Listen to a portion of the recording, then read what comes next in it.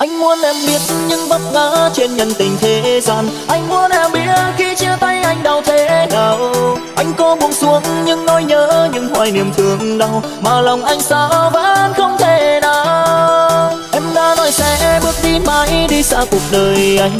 Em sẽ có hạnh phúc bên ai em đang chọn. Anh thấy em khóc dưới góc phố nhớ về ai kia, và ngày hôm nay em đã mang về đau.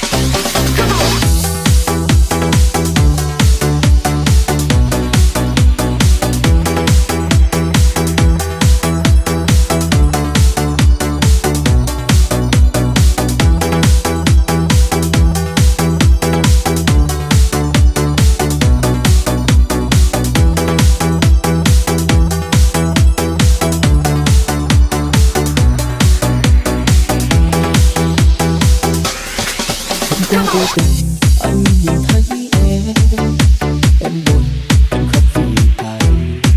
Anh chỉ đừng nhìn em về phía sau, mà lòng anh đau, con tim anh nghẹn ngào.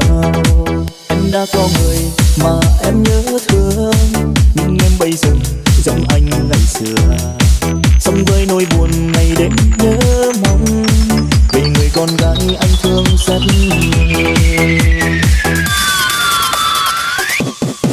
Anh muốn em biết những vấp ngã trên nhân tình thế gian. Anh muốn em biết khi chia tay anh đau thế nào. Anh có buông xuống những nỗi nhớ, những hoài niệm thương đau, mà lòng anh sao vẫn không thể nào. Em đã nói sẽ bước đi mãi, đi xa cuộc đời anh. Em sẽ có hạnh phúc bên ai em đang chọn. Anh thấy em khóc dưới góc phố nhớ về ai kia, và ngày hôm nay em đã mang về đau.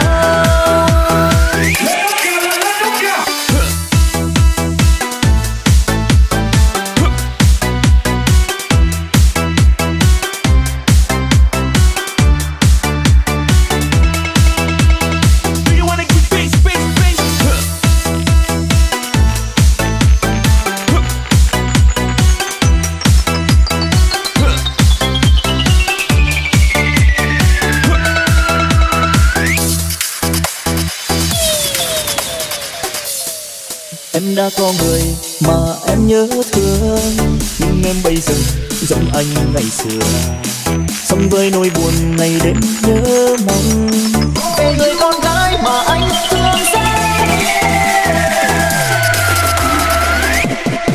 Anh muốn em biết những vấp ngã trên nhân tình thế gian. Anh muốn em biết khi chia tay anh đau thế nào.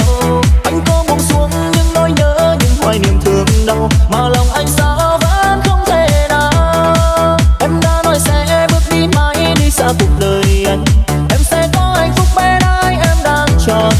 Anh thấy em khóc dưới góc phố nhớ về ai kia, và ngày hôm nay em đã mang về đau. Anh muốn em biết những vấp ngã trên nhân tình thế gian. Anh muốn em biết khi chia tay anh đau thế nào.